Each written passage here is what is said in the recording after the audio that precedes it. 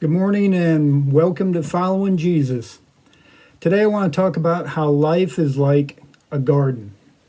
Our soil, it's kind of like our heart. Some people have hard, bitter hearts. Some are soft and kind hearts. Uh, Seeds. I think of seeds like TV, books, teachings, education, people you hang around. You know, you got to be careful what you're putting in your mind. As a man thinketh, so is he. So you have to guard your heart. You got to guard your mind.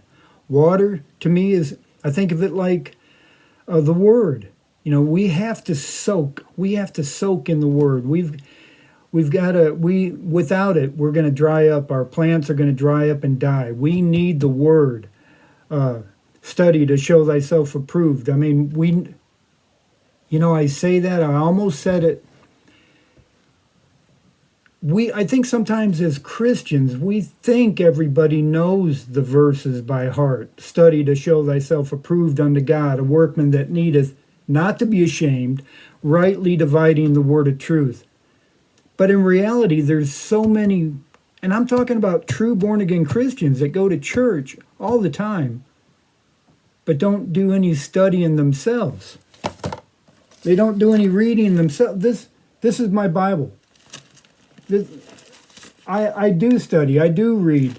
I read all the time. I read books about the Bible. I read books about men of the Bible. I read books about prayer and fasting and basically how to have a better garden, which is in turn how to have a better life.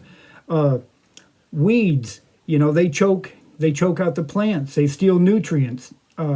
Training plants is like training our life. Training plants in a garden, you save space and they keep the fruit off the ground and keep them from rotting.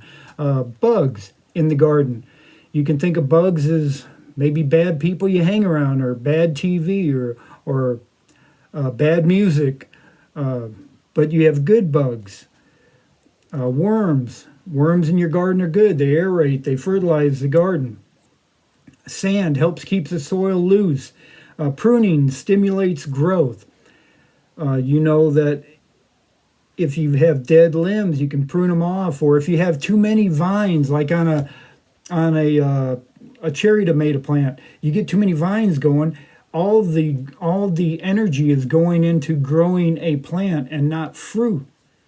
As Christians, we want to make sure that we're producing fruit, which is other Christians, other disciples. So, in order to have a real productive garden or a life, it takes work, it takes planning, it takes diligence, it takes studying, it takes asking other gardeners, hey, when should I plant this, or what should I do for this? Which is humbling. You gotta let go of the pride. Iron sharpeneth iron, Proverbs 27:17. You got to have a playbook. You got to stick to the plan. My playbook is the Bible. That's every Christian's playbook is the Bible. That's our compass that helps us go through life. Hebrews 11:6, it says, but without faith, you got to have faith. Without faith, it is impossible to please him. For he that cometh to God must believe that he is, and that he is a rewarder of those that diligently seek him. So let me ask you, do you diligently seek God? Do you diligently seek to live a better Christian life, to be a better light to those around you? Or do you just do it because you know it's the right thing to do, or you believe it's the right thing to do? Stay humble. You're going to have an awesome life that's going to have Jesus written all over it.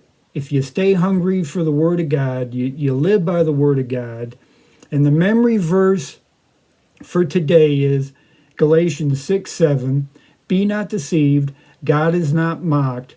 For whatsoever a man soweth, that shall he also reap. Other people that we run in contact, that we come in contact with, our life ought to look like an awesome garden that people, when they see it, they're just like, wow, how are you doing this? Well, my garden, I'll show you pictures throughout the year, really does kind of turn out like that. It turns out to be a really awesome garden. I've got vines that we walk and pick tomatoes and zucchini and whatever it is I'm growing. I mean, it's an awesome looking garden. But our life as a Christian ought to be like that.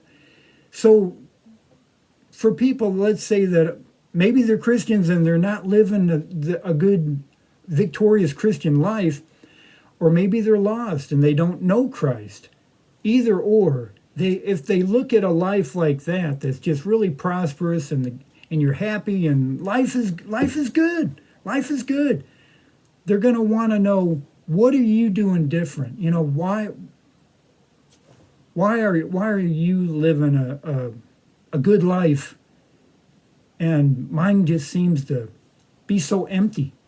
They may have a bunch of toys and a lot of money and it may still be empty. That's what I'm talking about. Anyway, till we meet again, have a great life, have a great day, and God bless.